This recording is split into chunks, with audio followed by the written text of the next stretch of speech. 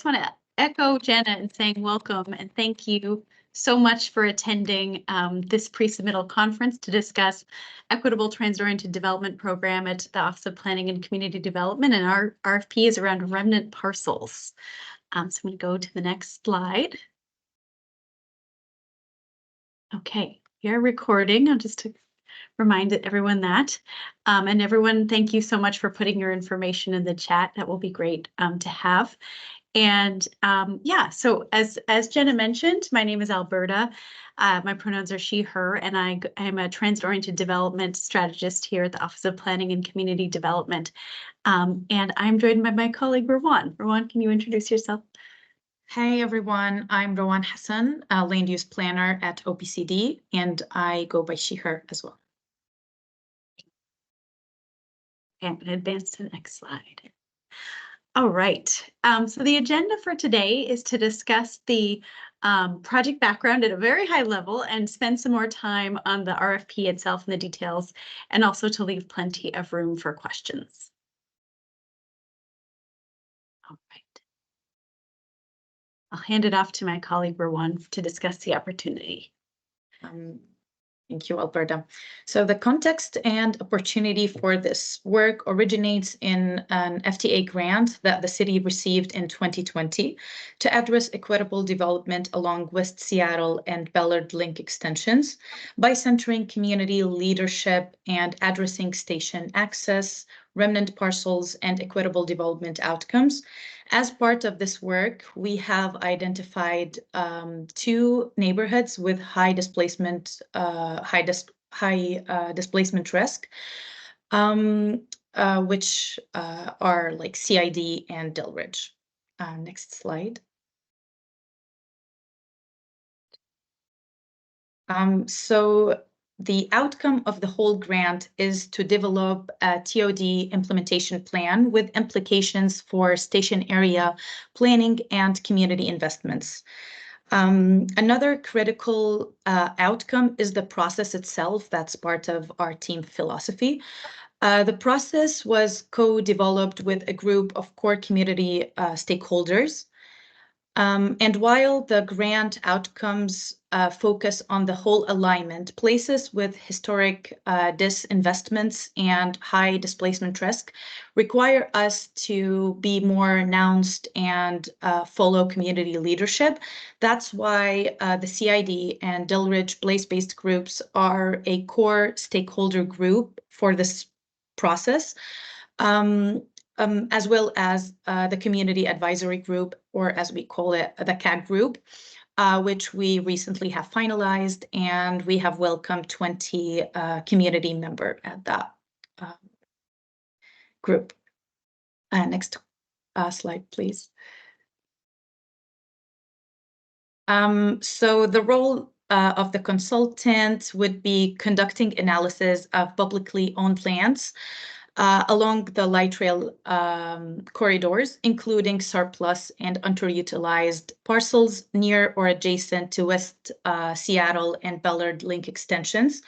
And the aim of this analysis is to better understand the network of these parcels, analyze the adjacencies, identify potential process improvements for land acquisition, and generate an overall strategies for developing these parcels.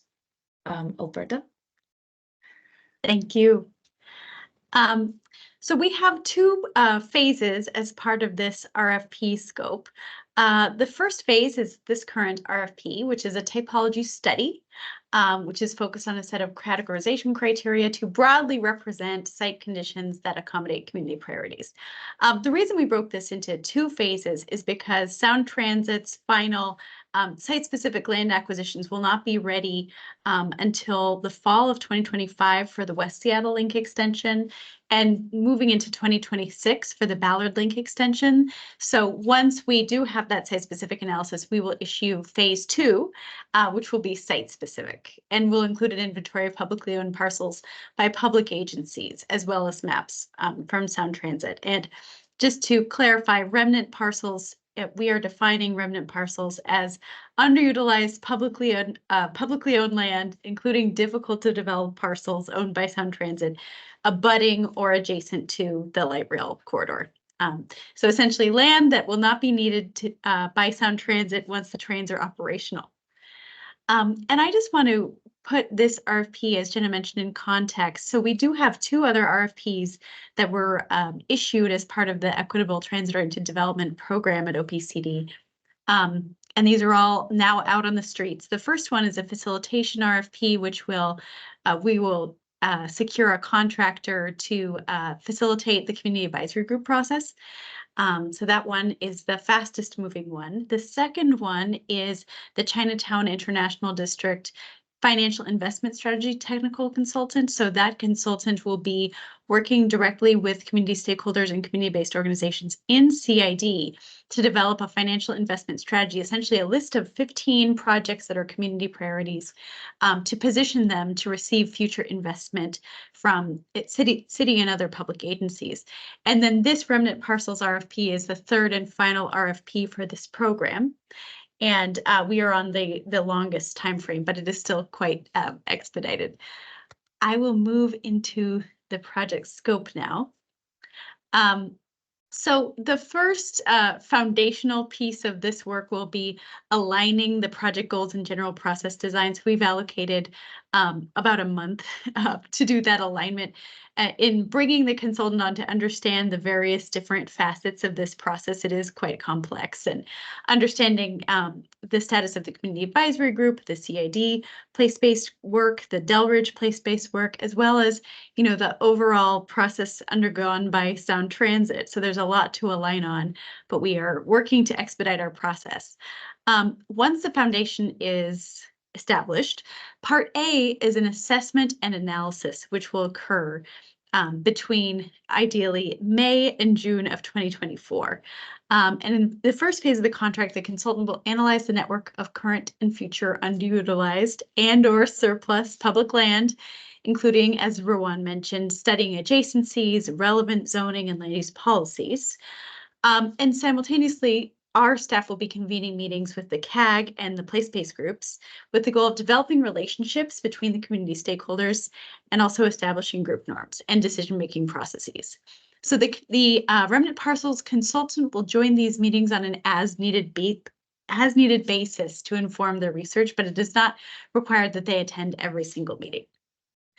Part B, crafting the categorization and suitability study, will go through October of this year. And in this phase, the consultant will build on the work completed in Part A to create a set of categorization criteria to broadly represent which site typology can accommodate which community priorities.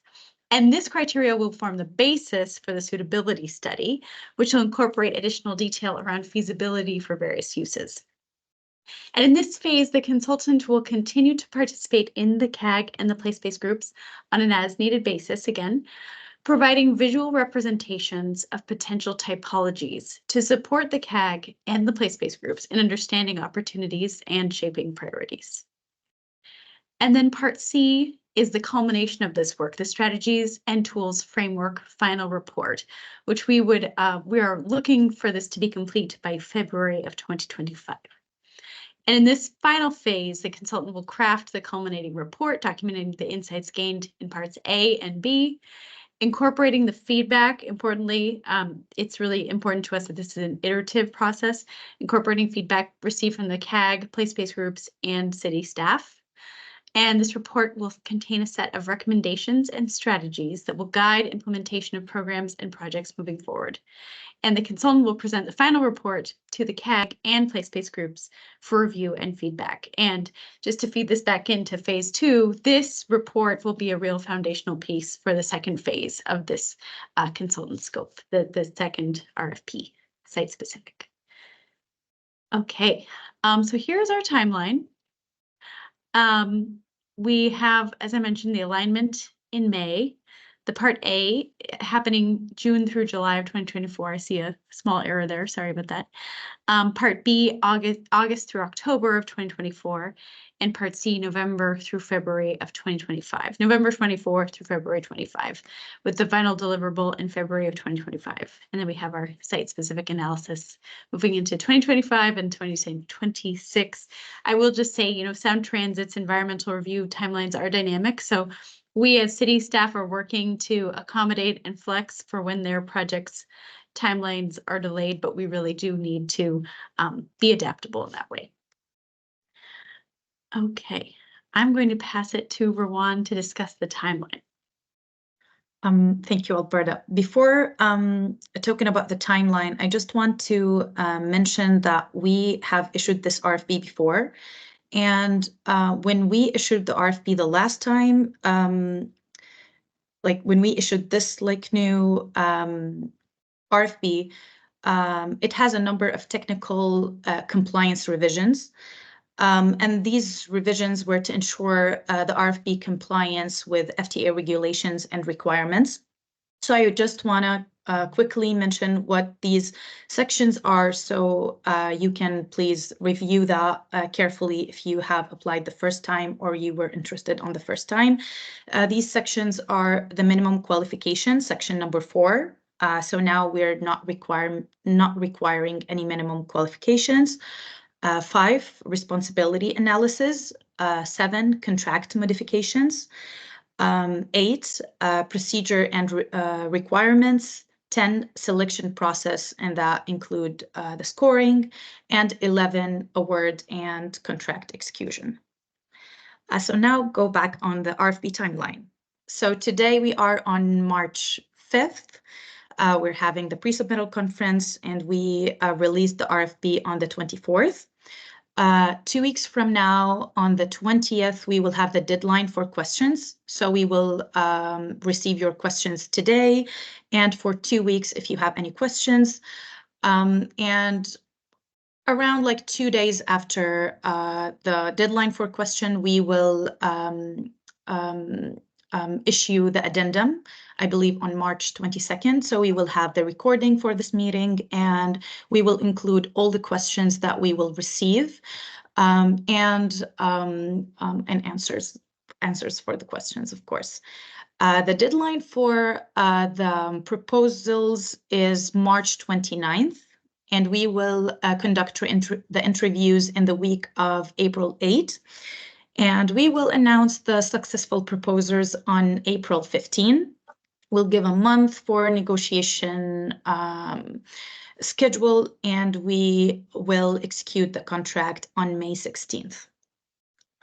Next slide. Next slide, please. Thank you. So here we included the proposal response questions directly from the RFP. So I'm not going to read them, but we're looking for the proposals to address land use and planning and project experience, working with multiple stakeholders, supporting discussion around lived experience of BIPOC community members, navigating collaboration between public agency and community-based organizations.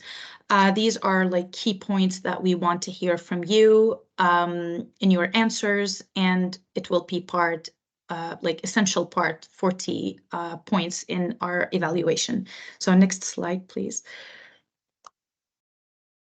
So the evaluation or the scoring rubric, and we have this directly from the RFP as well. We have a total of 150 points. The new part is the coast proposal, which is 15 points that we added in the new proposals that we released. And we'll have around 35 points for the team and qualifications, 20 points for the relevant project experience. As I said, 40 points for the response for the questions, and 40 points for the approach and the understanding of the project. Next slide.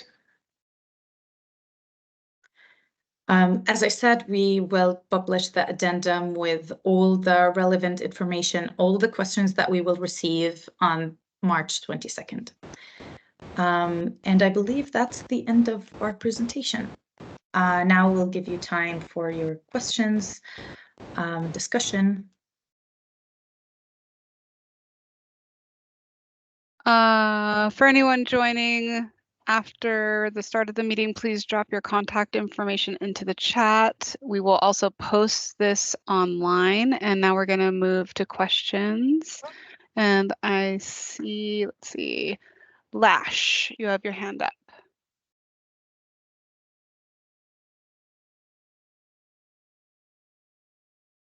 Lash, are you able to? I think you have to unmute. Okay, can you hear me? Yes, we can. Okay, great. How many consultants do you need for this proposal? And the first question before that is, do you need, because the task of A, B, C are different. Do you need a consultant for all the phases, or can be for part A, B, and C? Yes, that's a great question. I'm going to leave it to Alberta and Rawan to talk about the potential for teaming versus a sole consultant for the totality of the work. Thank you, Jenna. Yeah, I think that's a great question. What we're looking for is a combination of skills and experience that can adequately complete parts of the portions of the RFP that we talked through, the assessment, categorization study, and strategies and tools. And we recognize there are many different strategies that could be go into these, and we've left it broad by design, because we do believe that the consultants are bringing expertise that we might not even have thought of. But if there is a skill that you believe you have particularly well suited to any of these portions, but then there's a part where you feel less confident, we would definitely encourage and support a partnering, as long as the roles of the partners were clearly identified. And when it came to the different scopes, the experience was stated for each consultant based on the scope they will be working on. Rawan, anything to add?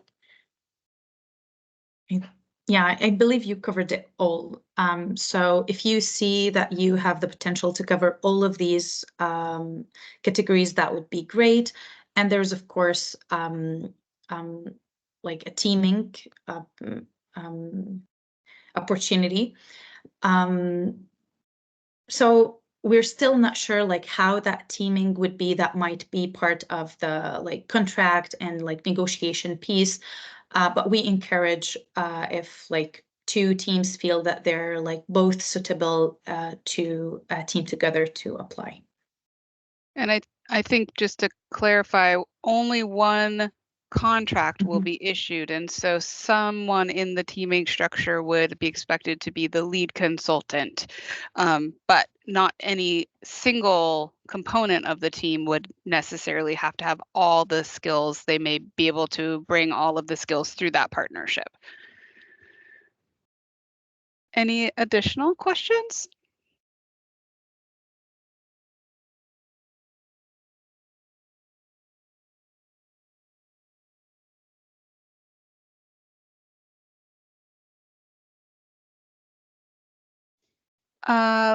Larry, did you have your hand up?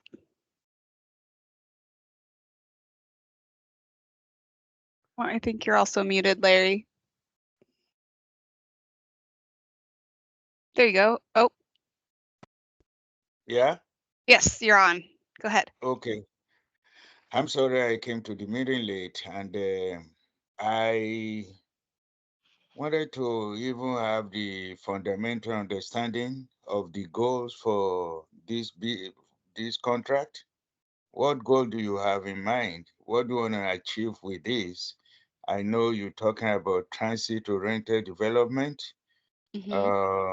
So what are the elements of that you are looking for? Yeah, so the fundamental goal is to look at the parcels that will be left over after light rail, specific to 2 geographic areas, and what is achievable on those parcels that can what can be achieved on those parcels with respect to developing them in an equitable way.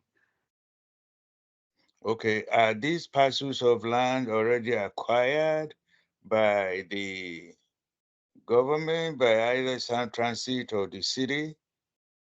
They would be what's left over after Sound Transit has developed their light rail alignment, and so they would be acquired as a part of Sound Transit's property acquisitions. Okay, so Exactly. this will not be the private property taken by eminent domain? So Go ahead, I can Alberta. speak to that. These properties that we are talking about will be taken, at least in the case of Sound Transit, they will be utilizing their power of eminent domain to acquire property. We don't know what that property is yet because there's still an environmental review for both the Ballard and West Seattle link extensions. But we will know when they issue the record of decision, which comes after the the final environmental impact statement. So we expect a record of decision in August of this year for the West Seattle link extension. Ballard will come later. So yes, in Sound Transit's case, they will be using eminent domain, but it is still to be determined what land they will acquire. But there is also other publicly owned land that is surplus or underutilized or difficult to develop that our office has developed mapping for to understand kind of at a very high level the inventory of publicly owned land. So in that case, that land is already owned by various governmental agencies, but for Sound Transit in particular, that land is yet to be understood. I see. And this is part of the extension to West Seattle? Correct. The scope of this work is defined as our remnant parcel study is defined as remnant parcels along the West Seattle link extension and the Ballard link extension. Okay. Okay, so the RFP is out already for this? Correct. Okay. This is the pre-submittal. The request for proposals are due in the future, and so this is the opportunity for people to learn more about the project and determine if they would like to develop a proposal in response to the RFP. Okay. Right. Okay, so the where do we find the RFP? I'm sorry, I don't know much about this. This Mhm. email came to me last night, so I just stumbled Okay. into this. Okay. If you're able to enter your email into the chat, we'll be able to send you the link to the documents. Okay, Great. sounds good. Thank you. Sure. Richard Cardoza, go ahead. Hi, interested. Thank you for the presentation. One of the things that I just heard is the high level mapping, is that available to look at? And second part, are there components either by others that for kind of transit oriented development of parcels? Are we too early for that? As far as getting that information or being able to assess other TOD components? So first question, Alberta, would be, is the broader set of mapped parcels available for review prior to developing proposals and submitting them? And then the second, I believe, and correct me if I'm incorrect, is, are there other elements of TOD or advancing TOD that are relevant to this work, and would any of that information be available? Okay, two excellent questions. The first question around publicly owned land, the maps that OPCD has, I do not believe those maps will be ready and final and available to the public before the RFP window closes. Unfortunately, there are a lot of government agencies implicated. There has been a lot of dynamism in the route planning for West Seattle. And while we do have high level maps, they are not they're not ready to be released in a public way. These maps have been created as a baseline for when we do get a consultant under contract, we can really start working in detail on them. But unfortunately, at this moment, these unfortunately are not, this is not information we can share publicly at this time. And that was my first question. Can you repeat the question again for the second question? Yeah, Jen? with respect to the broader TOD planning efforts that the city is leading versus that Sound Transit or other agencies might be leading, since we can't speak to that, are there other activities that are relevant or impacting this body of work? And is there any information available on that? I believe that was the question. Yeah. That's a great question. Given the timeframes for the West Seattle and Ballard Link extension, we expect these systems to be built, and coming online in the early 2030s. So to be very candid, our office is just getting up to speed. We now have a fully staffed station area planning team, which I am a member of. But we are just beginning really our transit-oriented development and station area planning efforts at a high level, starting to understand, the implications as it relates to the current comprehensive plan draft that was just released. And we are working on a website that outlines the City of Seattle's policies and strategies around transit-oriented development, but unfortunately that is not at this time ready for public consumption either. So I know that is probably an unsatisfying answer, but we are working on this, but acknowledging that the timeframes for Sound Transit are quite long, and we are just getting staffed up and have the resources to begin doing this planning work now. It's very exciting.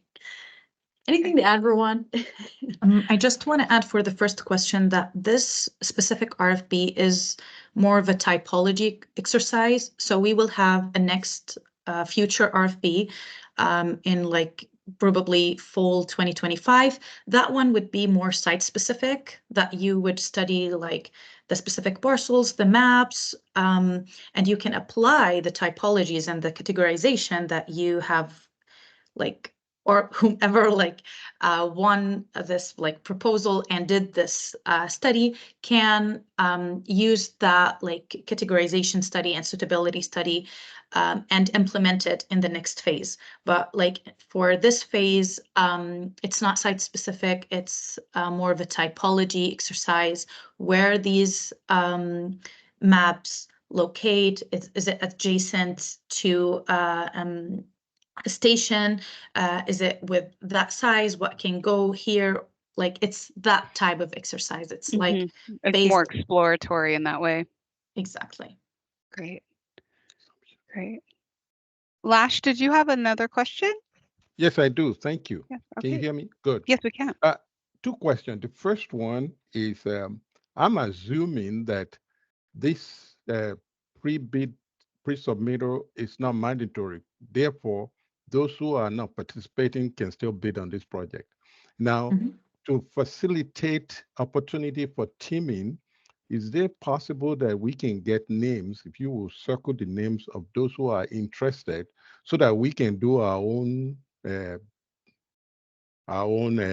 fishing expedition to find whom we can partner with? Is that possible? Yes, when we publish the recording of this meeting, we will ensure that we also share the list of attendees. Okay.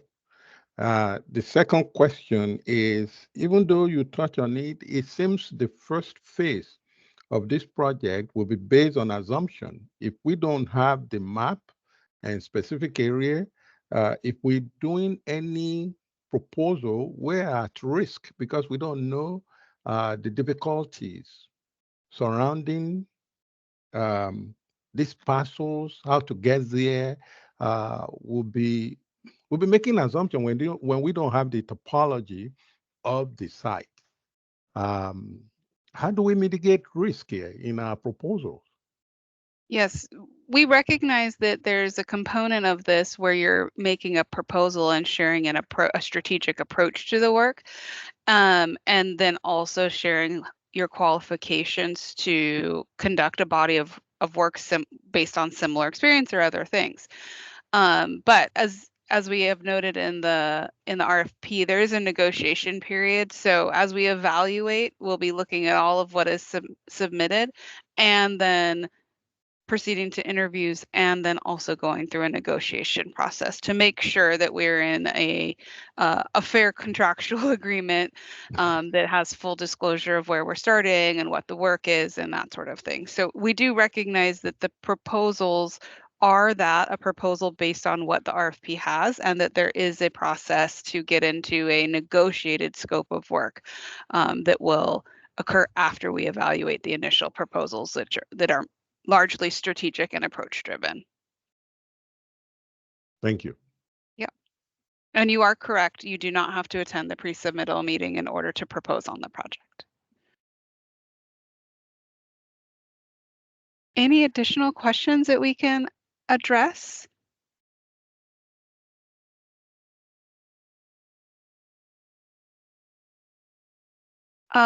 Julia. Yeah, hi. I had a question about the RFP Section 9 response materials and submittal. I just wanted to kind of confirm. There's a mandatory costing and pricing section where there's a firm fixed price. And if I'm correct, the firm fixed price is $75,000. Correct? So what we need to do is break down what our overall cost and fee structure would be with that maximum in mind. Correct. Yes, Okay. what we're looking for is your approach within the constraints and opportunities presented in the proposal and in relationship to what you would do with that kind of dollar amount, knowing that we will go into this, evaluation looking at that just so we have some comparable metrics, and then we will address what other needs we need to meet based on our evaluation of proposals. But that is the common thread that we would like in order to evaluate across the same metrics for all proposals. Makes sense. Thank you. So we have $75,000, and then there's a overall scope that's outlined, and we can kind of sort of refine what that scope really means for the amount of money that's available. Got it. Okay. Thank you. Yeah. Thank you very much. Yeah. Thank you. Lash, did you have another question, or is your hand up from before? Yeah, I need the class monitor to slap my hand down. That was from before. Okay, no problem. Just wanted to check. All righty, no problem. Any other questions?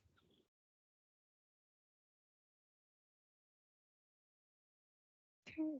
I'll just note that there is time to submit additional questions before the question deadline closes.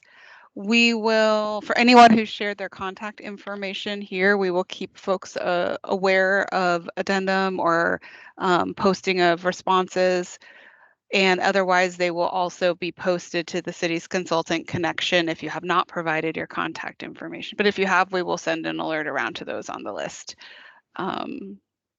Any closing remarks, Rowan or Alberta? Appreciate you all coming and engaging with this, and excellent questions. So thank you. Thanks, Jenna. Great.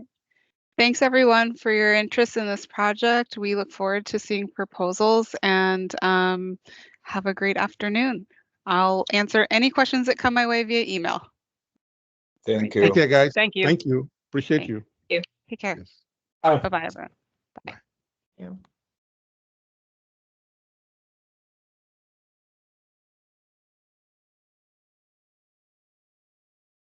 Interesting questions. Yeah, good questions. Yeah. Know, Wow. it's interesting. I'm gonna stop recording. What I didn't sorry. anticipate. Oh, go ahead. Yeah. What I didn't anticipate